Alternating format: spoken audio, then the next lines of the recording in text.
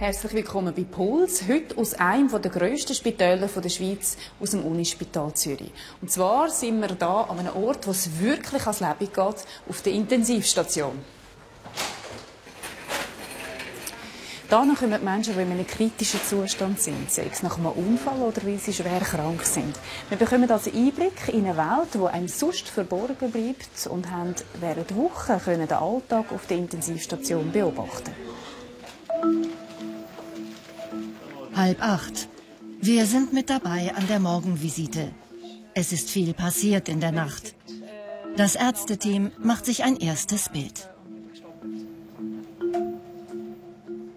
Frau S., ja, von 76, hat man gestern Söldluft gemacht vom Bauch. Wir sind dann ins CT kontrolliert, ist zum Glück unauffällig, und haben jetzt umgestellt auf Udiva, dass wir so weiter reduzieren können. Wir sind auf der Unfallchirurgie, einer von 6 Intensivstationen des Unispitals Zürich. Wir merken rasch, Intensivmedizin ist personalintensiv. Schönen Tag. Nun geht's ans Planen. Für wie viele Neueintritte hat es heute Platz? 3 Patienten werden verlegt. Trotzdem, es wird auch heute wieder eng auf der Intensivstation. Okay, Bett haben wir 10 offen. Gut, bestens. Bitte noch einmal oben. Danke. Peter Steiger ist der ärztliche Leiter. Er muss alles im Griff haben. Viele Anmeldungen heute. Kann ich noch nicht sagen. Das werden wir jetzt hören von der Bettenkoordination. Aber in letzter Zeit haben wir sehr häufig, dass wir so viele Anmeldungen hatten, dass wir gar nicht mehr gewusst haben, wohin mit den Patienten. Seit wenigen Stunden ist ein neuer Patient hier, hereingekommen über den Notfall. Marcel M. hat sich beim Sport schwer verletzt. Ein Schlag auf den Hinterkopf. Ein Gefäß im Hirnstamm ist verletzt worden. Jetzt kriegen Sie noch ein Kissen unter das rechte Bein. Hebt das Bein schnell an. Was man schon weiß, Marcel M. ist vollständig gelähmt. Er ist zwar wach, aber er kann nicht sprechen und muss künstlich beatmet werden. Ist er denn ansprechbar für Sie? Jetzt im Moment schläft er ziemlich. Weil er hat das Schlafmittel laufen. Ich kann ihn aber für mich ist er immer ansprechbar, auch wenn er Schlafmittel hat. Ist gut, Christine? Ja, danke. Machen Sie mal Augen auf. Ja, Sie schlafen jetzt, gell? Wird es für ihn Hoffnung geben? Noch ist alles offen. Im Moment fahren wir die volle gesamte Therapie.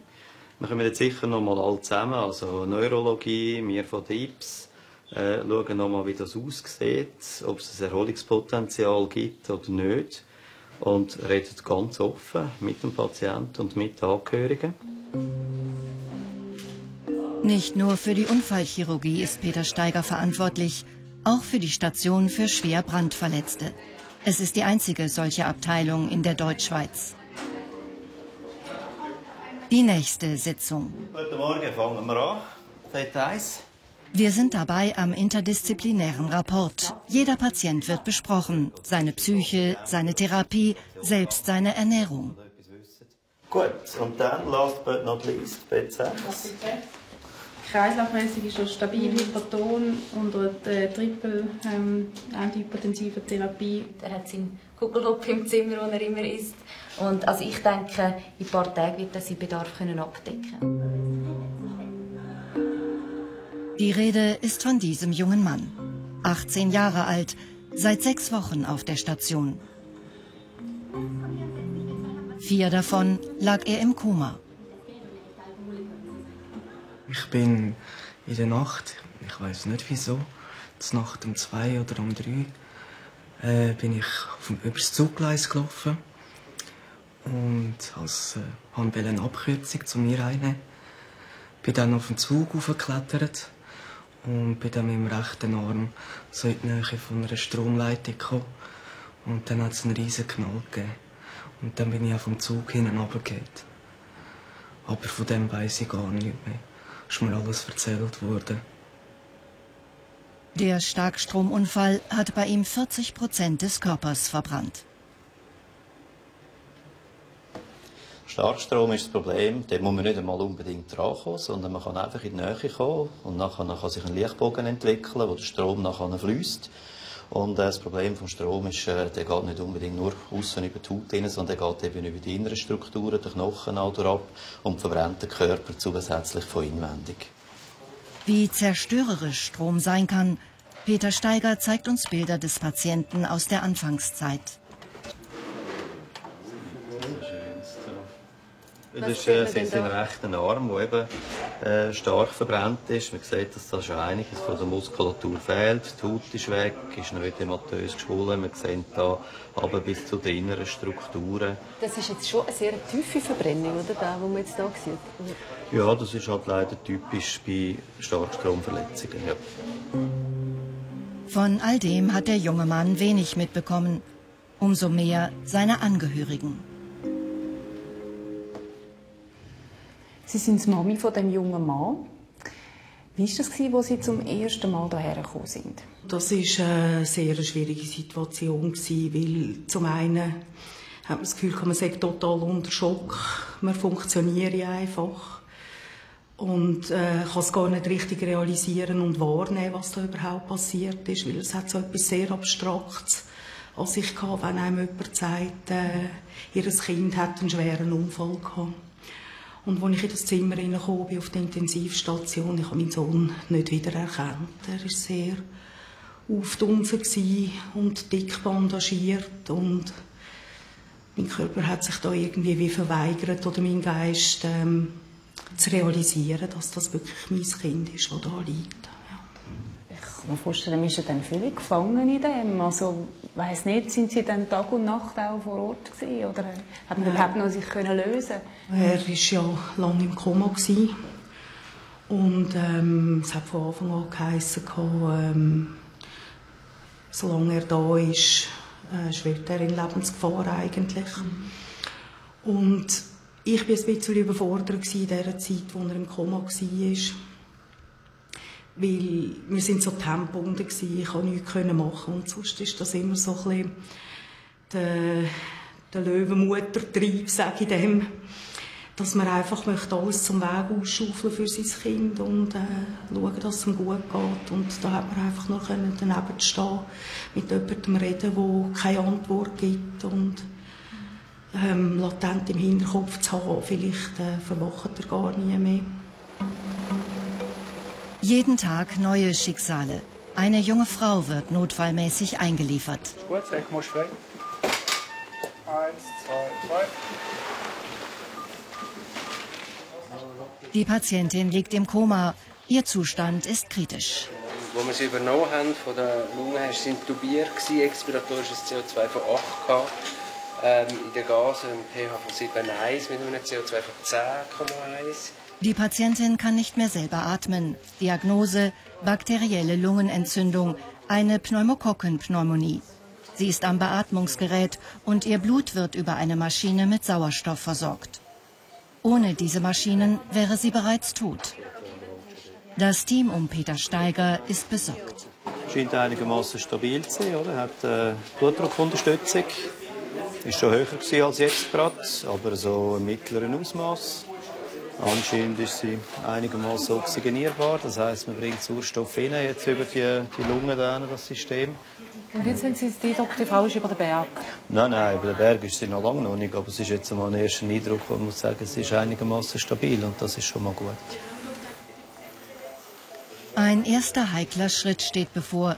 Sie muss von der externen Lungenmaschine der Rega auf die interne der Intensivstation gewechselt werden. Okay, ECMO steht jetzt. Für einen Moment fließt kein Sauerstoff in ihren Körper. Vom neuen System sind alle ab. Ja. Materie geht auf. Und jetzt kommt die Vene langsam auf. Ja. Super. Läuft wieder. Bitte? Der Moment, den wir gerade hatten, der ca. 30 Sekunden gedauert hat, wo beide Systeme standen, wo die Patientin nicht unterstützt wurde, das ist der kritische Moment, wo wir die ECMO wechseln. Genau, das hat jetzt in dem Fall sehr gut funktioniert. wortlos mit dem Chirurgen. Da hat man schon gemerkt, dass man ein eingespieltes Team ist. Jeder Handgriff sitzt, jeder Handgriff war klar und ja, es hat hervorragend funktioniert. Zusätzlich belastend, die junge Patientin hat erst gerade ein Kind geboren. Ihr Baby ist 3 Tage alt. Nirgendwo im Spital liegen Leben und Tod so nahe beieinander wie in der Intensivmedizin. Auf dieser Station liegen Organtransplantierte. Eine Patientin wurde in der Nacht operiert. Sie bekam eine neue Lunge. Sie liegt noch im künstlichen Koma, doch sie wird gut auf die neue Lunge reagieren. Eine andere Patientin, die auch ein neues Organ erhielt, wird hingegen einige Stunden später sterben. Für das Pflegepersonal alltägliche, belastende Situationen.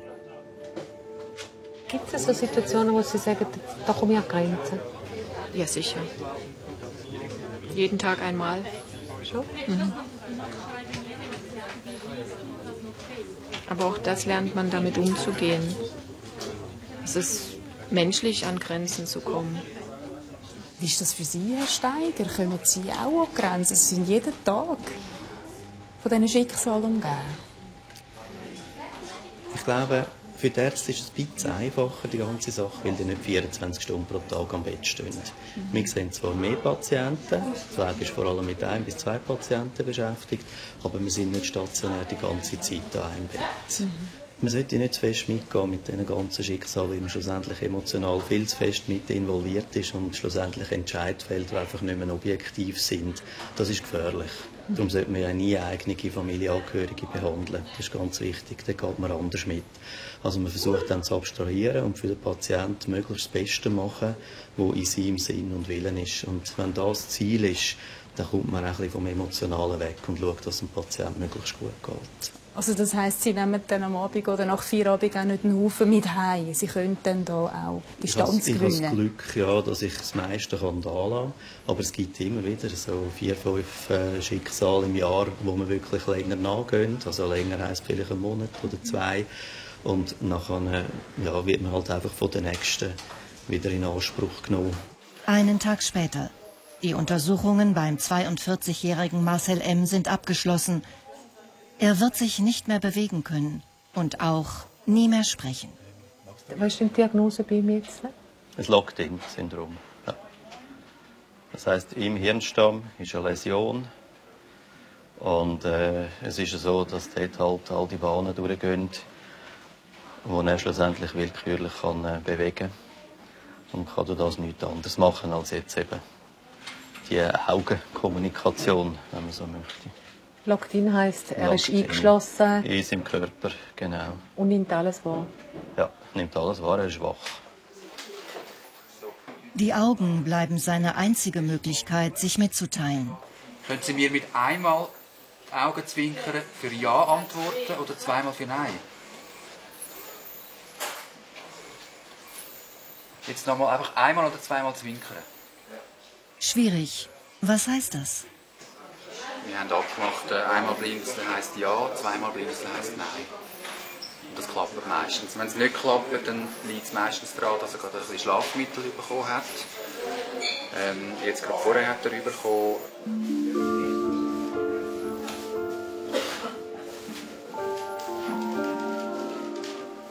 Du musst versuchen, den Arm ganz ruhig zu halten, vor allem die Hände. Ne? Auf der Intensivstation für Brandverletzte hat der junge Mann den ersten Verbandswechsel ohne Vollnarkose. Er ist nervös, hat Angst vor möglichen Schmerzen. Die Leute sind wirklich fein. Zitrone, ne?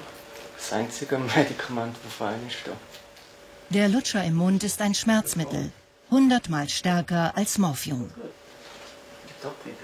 Mit dem Lutscher? Ja, er ist schon leider schon fertig. Ist schon fertig? Nein, bis müssen wir mal einen organisieren. Aber hilft gut, he? Ja.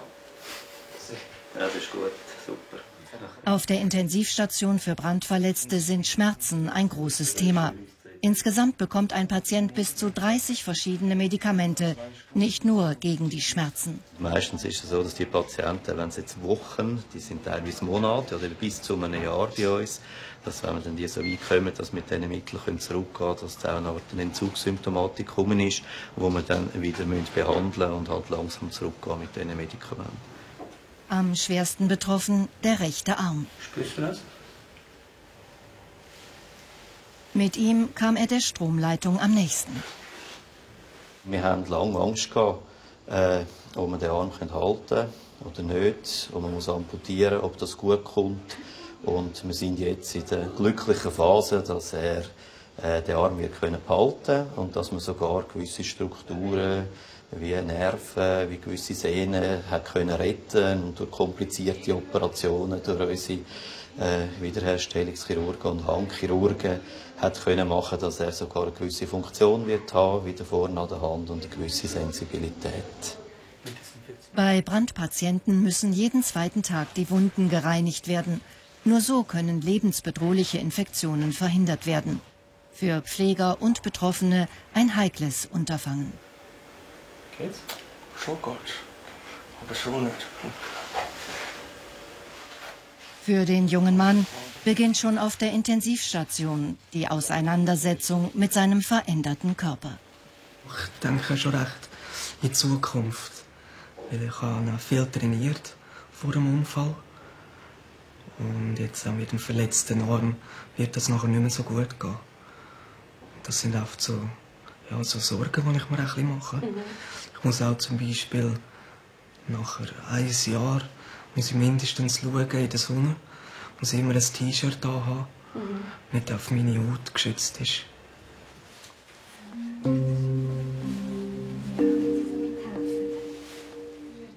Das Pflegepersonal auf der Intensivstation ist nicht nur medizinisch, sondern auch menschlich gefordert. Ein besonders wichtiger zusätzlicher Teil ihrer Arbeit ist die Betreuung der Angehörigen.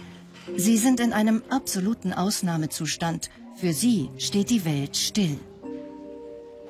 Häufig ist es so, dass wir eigentlich nicht so Mühe haben, wenn wir Patienten sehen. Was viel schwieriger ist, ist, wenn wir nachher die Angehörigen sehen, die dann natürlich völlig überfordert sind in dieser Situation, die brüllen, die flehen. Das macht es viel, viel schwieriger, als den Patienten selber zu behandeln. Das Unispital hat darum Sozialarbeiterinnen, die sich um die Angehörigen kümmern. Die Leute sind so in einem außerordentlichen Zustand, die Angehörigen.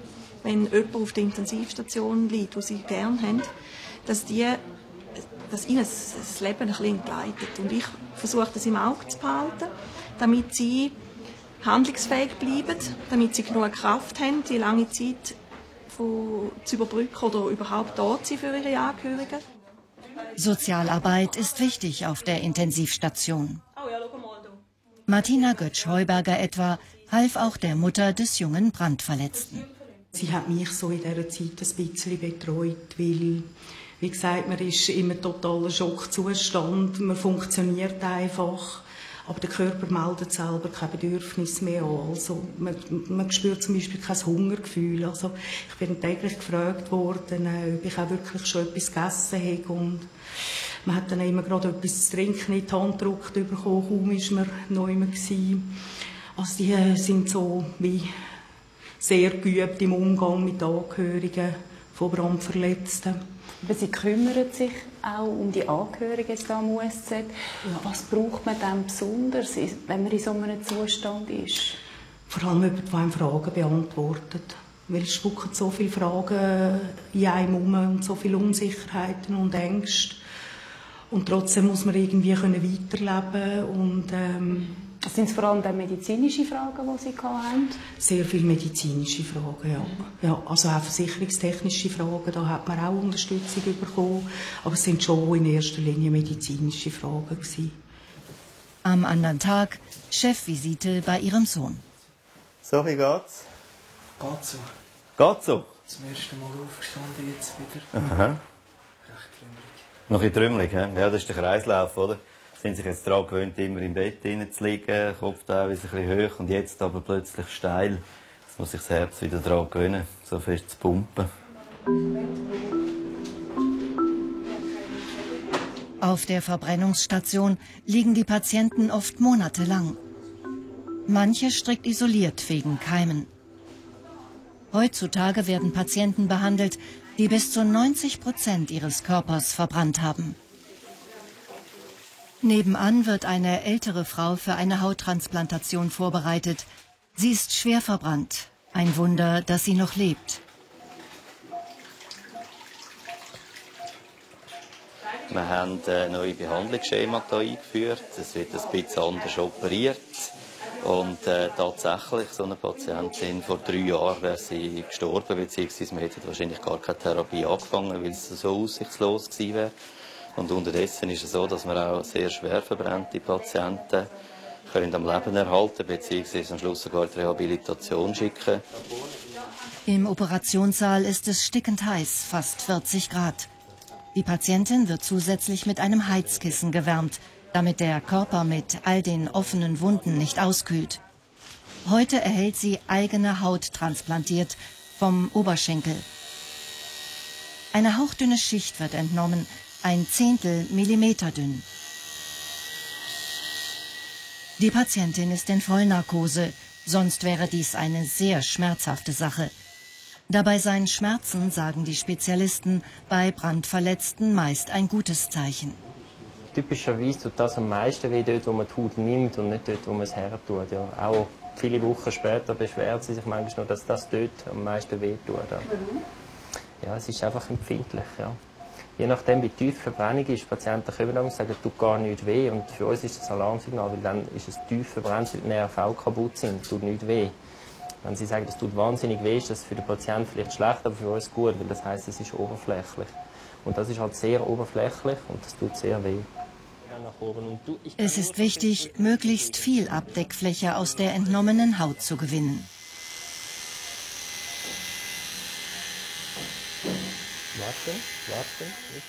Ich tue die Haut aufziehen, sozusagen auf die Meshplatte, wo dann die Rillen reinschneidet, dass die Oberfläche vergrößert.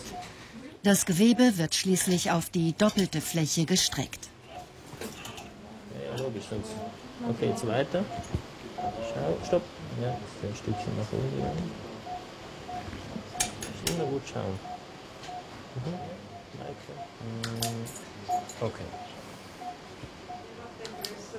Okay. Schon im OP wird die Frau wieder bandagiert. Die Verbände bleiben 5 Tage zu.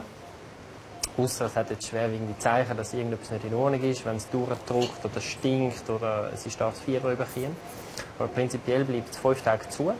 Und nach 5 Tagen werden die Verbände aufgemacht und dann zeigt sich, wie viel von dieser Haut, die wir jetzt von den Oberschenkel genommen haben und an den Arm draufgelegt haben, wie viel das angegangen ist. Im besten Fall geht alles an und dann ist die Wundheilung eigentlich erledigt. Ja.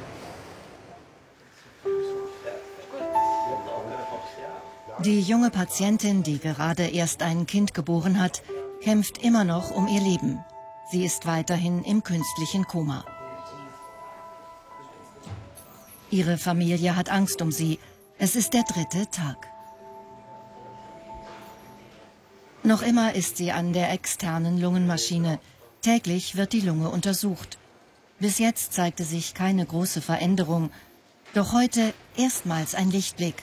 Sie nimmt wieder mehr Sauerstoff über ihre Lunge auf. Die Bilder zeigen es deutlich. Die Lunge am ersten Tag, noch ganz weiß, das heißt praktisch keine Sauerstoffaufnahme. 3 Tage später sichtbar besser. Ein hoffnungsvolles Zeichen, geht es nun aufwärts. Ich habe gestern den Angehörigen gesagt, also vor gut 10 Jahren wäre sie gestorben. Ja, genau. Und das sind jetzt halt die heutigen Möglichkeiten, oder, wo man sehr, sehr viel ersetzen können von den Organen. Das ist ja Intensivmedizin. Und wir kommen jetzt auch häufig in die Situation, jetzt nicht bei ihr, ist klar, oder, dass wir da volle Therapie machen, aber wir kommen häufig in die Situation, dass man sich überlegen muss, nicht was ist möglich, sondern ist es überhaupt sinnvoll, dass man da so weit geht, dass man alles zusammen ersetzt, was man kann ersetzen, unterstützen, wirklich bis zum Maximum gehen von der Therapie her. Macht das Sinn? Bei Marcel M. steht man vor der Frage, Weitermachen oder Therapie einstellen, das heißt sterben lassen. Marcel M. hat eine Familie, 2 kleine Kinder. Ein schwieriger Entscheid. Man hat von der Familie her entschieden und er scheint damit einverstanden zu sein, wobei die Kommunikation mit ihm ganz schwierig ist, indem man nur blinzeln kann, dass man ihn in die Rehabilitation schickt, auf Notwil. Einfach mal zum schauen, wie es weitergeht, ob er sich adaptieren an die Situation und die Familie oder wie es dann nachher weitergehen soll. Wie ist die Prognose? Ja, die Prognose ist so, dass er so bleibt, wie er jetzt ist. Marcel M. wird auf einen Luftröhrenschnitt vorbereitet. Er soll vom störenden Beatmungsschlauch befreit werden. So kann er am besten vom Beatmungsgerät entwöhnt werden und womöglich auch wieder selber atmen. Haben wir ihn gefragt, ob er will? Ist Ja. er da? Er hat gesagt, ja. Ja. Das ist wichtig. Ist gut. Ja, das ist wichtig. Über den Hals wird ein Zugang zur Luftröhre geschaffen und danach eine Kanüle eingesetzt. Sobald er ohne Unterstützung atmen kann, wird er in die Reha-Klinik verlegt werden. Denn dann braucht er keine Intensivstation mehr. Alles geht gut. Ein paar Stunden später kann er selber atmen. Tanja Krone, Sie sind Ethikerin hier im Spital. Jetzt der Entscheid, die Therapie abbrechen oder nicht, das ist sehr schwierig. Wie läuft das effektiv ab, generell? Das ist eine ganz schwierige Situation, besonders von diesen Patienten. Und ganz wichtig ist erstmal, dass man wirklich sich bewusst ist, dass es schwierig ist und dass man beide Seiten braucht. Man braucht den Patienten, man braucht die Angehörigen und es braucht die ärztliche Einschätzung. Und in so einer Situation, wo dieser Patient drinsteht, ist es wirklich ganz besonders schwierig, weil man, denke ich, sich von außen erstmal nicht vorstellen kann, dass man so einen Zustand haben möchte. Wenn man sich das vorstellt, das kann man sich erstmal, denkt man erstmal, das ist keine Situation, die man haben möchte. Man weiß aber auch, dass Patienten, wenn sie in diesen Zustand geraten, durchaus noch Jahren Lebensqualität haben und dass man sich an solche Zustände, selbst an solchen schwierigen Zustand auch gewöhnen kann. Kann man jetzt beispielsweise als Angehörige das überhaupt entscheiden? Kann man sich wirklich in die Situation versetzen, was ist jetzt wirklich das Beste? Ja, da die Angehörigen die Menschen eher kennen, persönlich kennen, ist es genau die Aufgabe zu sagen, was glauben Sie, wenn wir mit ihm reden könnten? Und so reden könnten, dass er wirklich selber entscheiden kann. Was glauben Sie, würde er zu dem Therapieangebot alles zu versuchen, auf Lebenserhalt zu gehen? Ne?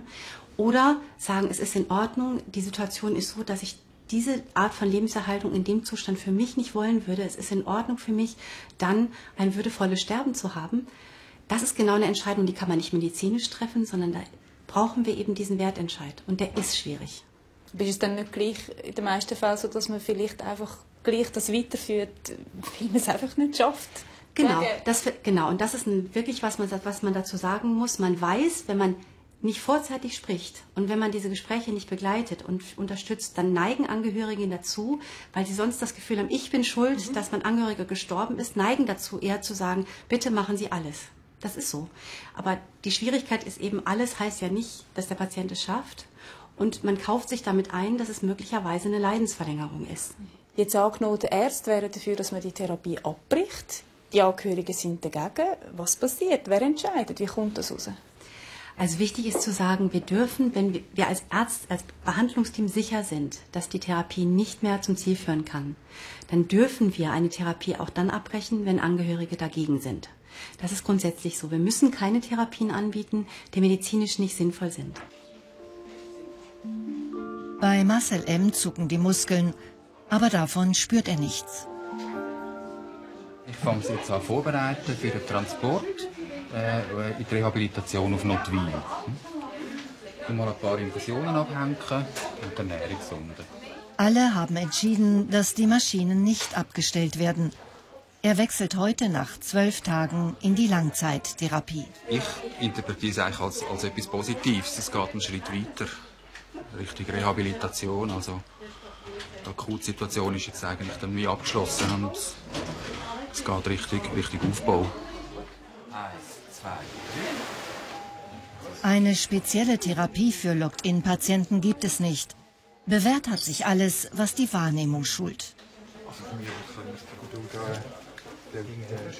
Je früher damit begonnen wird, desto besser für den Betroffenen, desto mehr kann sich etwas entwickeln. Was man dann mit der Zeit wird müssen üben in der Rehabilitation, ist, dass man halt mit den Augen lernt zu kommunizieren. Zum Beispiel über Buchstabentafeln, dass er dann auch Fragen, Worte formulieren kann, indem er auf gewisse Buchstaben schaut. Oder dass man mit ihm abmacht, dass man das ABC durchgeht oder Wort durchgeht, wenn er signalisiert, mal, das ist das Wort, das ich jetzt suche, oder nicht. Mach zu, hä? Ja. Ich wünsche alles Gute. Jetzt geht's auf die Reise nach Notwil in der Rehab.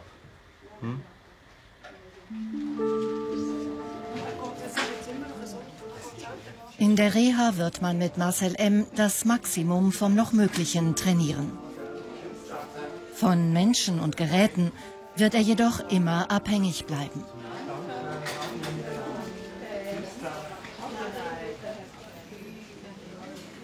Der 4. Tag für die junge Mutter. Sie ist immer noch im künstlichen Koma, aber immerhin nicht mehr an der externen Lungenmaschine. Die Physiotherapeutin bewegt die Gelenke und trainiert sie. Bei Koma-Patienten bauen sich die Muskeln sehr rasch ab. Von außen hat man den Eindruck, es geht langsam aufwärts mit ihr.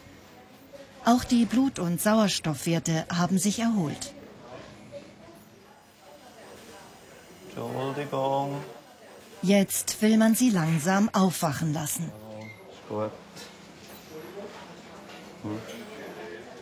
Ich will das probieren, oder? Ich meine, so können wir nicht weiter, wird sie nicht wach, nichts. Und den Stress. Die Frau hat mir schwer Sorgen gemacht. Und im Moment eben, sind wir sehr zufrieden. Da weiss man halt am Anfang einmal nicht, das kann in alle Richtungen gehen. Sie hat jetzt auch keine weitere Organversagen. Das ist immer das Problem, wenn jemand kommt, so eine schwere Sepsis. Dass Nieren aussteigen, dass wir mit der Leber Probleme bekommen und so weiter. Also das einzige Problem, das wir im Moment noch haben, ist eben das vom nicht richtig wach werden oder sehr gestresst werden beim Wachwerden, das wir jetzt noch in den Griff bekommen. Einen Tag später. Die junge Frau ist wach.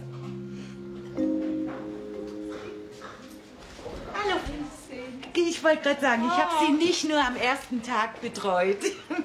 Sagt sie das? Ja, nein, das konnten Sie nicht wissen. Ja. Nein, mir sind so viele. Ah, ja. Genau, aber Sie kennen mich, gell? Ja, also. Zumindest das Gesicht und die Stimme kennen Sie. Eben auch nicht, weil er hat immer so gemacht, kennen Sie mich, ja. aber euch habe ich nie gesehen. Ja. Noch kann sie ihr frisch geborenes Kind nur auf diesen Bildern anschauen. Als es 3 Tage alt war, wurde sie auf die Intensivstation gebracht. Danach war sie 5 Tage im Koma. Genau. Peter Steiger sagt, vor 10 Jahren wäre sie gestorben. Genau, er hat gesagt, ich hätte es nicht überlebt. Ich hätte es nicht überlebt. Die technischen Möglichkeiten einfach. Genau. Das ist ein Wunder und ein Geschenk. Genau. Aber ich glaube, mir schätzt erst, wenn man so etwas durchmacht. Was im Leben wert ist. Für ihren Mann. Ja. Jung und unbeschwert, mit Familie und kleinen Kindern. Um diese hatte sie sich gesorgt. Dass auch sie verletzbar sein könnte, war ihr nicht in den Sinn gekommen. Sehr unruhig auch. Ich habe mich diese Frage nie gestellt. Ich glaube, das fragen wir uns gar nie. Weil ich habe das Gefühl, es ist uns bewusst, nie. Uns passiert das. Immer in den anderen, aber nie uns. Uns wird das nie passieren. Patricia R. wird verlegt, hat sie gerade erfahren. Sie kommt ins Spital ihrer Gemeinde und damit endlich zu ihrer Familie und ihrem neugeborenen Kind. Hey, amore, mi vai per morire. Mi vai per morire, amore. Un beijinho, ciao. Ciao. Ja, sie freut sich, vor allem der Kleine, also der Grosse. Der große Kleine. Der Kleine, ja. Ich sagte, Mami, ich weiss, dass du schon auf die Muri kommst. Ja, so schön. wirklich schön.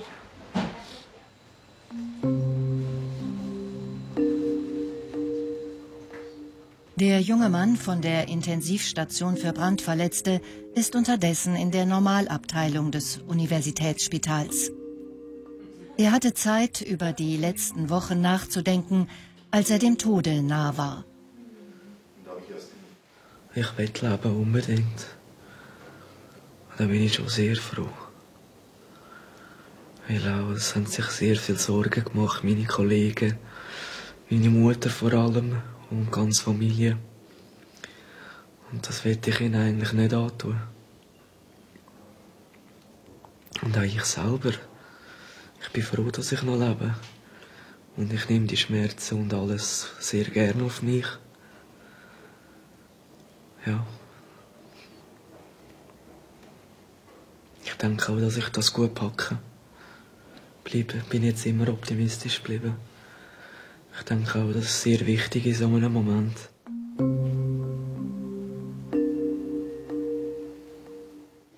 Die beiden haben es überstanden, aber das sind nicht mehr die gleichen Menschen. Geht das den meisten so, die hierher gekommen sind? Patienten, die bei uns sind, die sind entweder schwer krank oder haben schwere Unfälle gehabt, was Schicksalsschläge sind. Und man ändert sicher nachher die Einstellung zum Leben. Man hat nicht mehr das gleiche Vertrauen in den Körper, wie man vorher hatte. Weil man jetzt sieht, plötzlich, von einer Sekunde auf die andere, kann etwas passieren und vielleicht wird man invalid oder man stirbt daran. Die zwei haben es jetzt überlebt, das ist wunderbar. Der Patient mit der Verbrennung wird sich sicher immer als im Arm sehen, dass er etwas gehabt hat. Die Patientin, die junge Mutter, die kann durchaus noch Probleme haben von der Leistungsfähigkeit, vom Schnaufen her. Also irgendetwas bleibt immer zurück. Das ist ja eine ganz intensive, gemeinsame Zeit, die man da hat mit einem Patienten. Bleibt man da noch in Kontakt oder ist das dann abgeschlossen, wenn man geht? Es gibt einzelne Patienten, wo man noch im Kontakt bleibt. Vor allem die sehr lange bei uns waren, die nachher auch Nachkontrollen bei uns im Haus haben. Die kommen noch gerne mal vorbei nach der Nachkontrolle, Grüezi sagen. Und uns freut es natürlich, wenn wir dann sehen, wie gut es denen geht, dass sie wieder ins Leben integriert werden. Und dann sehen wir, unsere Arbeit hat sich gelohnt. Heute ist der Tag, an dem der junge Mann in die Rehabilitationsklinik verlegt wird. Nach 8 Wochen. Darf Sie da rein sitzen? Ja, darf ich noch ein Stückchen laufen? Natürlich, wenn Sie dann stehen sich den Rollstuhl. Auf den eigenen Füßen stehen. Ein erstes Stück Freiheit, das er sich wieder erkämpft hat. Das Mittagessen können Sie abstellen. Ja, dort gibt es besser was. Ich kann es selber schon. Und zum ersten Mal seit langem wieder an die frische Luft. Es geht aufwärts. Auch wenn der Weg, der vor ihm liegt, noch lang ist. Gerne vorne. Gerne vorne. Sicher. Und ich am besten noch die Zeit tun. Wenn wir den Hals schliessen. Das war es, Puls vor Ort aus der Intensivstation vom Unispital Zürich. 90% der Patienten auf der Intensivstation überleben. Es ist nicht mehr wie vorher, aber das Leben geht weiter. Und damit möchte ich mich jetzt von Ihnen verabschieden. Das war auch meine letzte Sendung. Ich wünsche Ihnen alles Gute und auf Wiedersehen miteinander.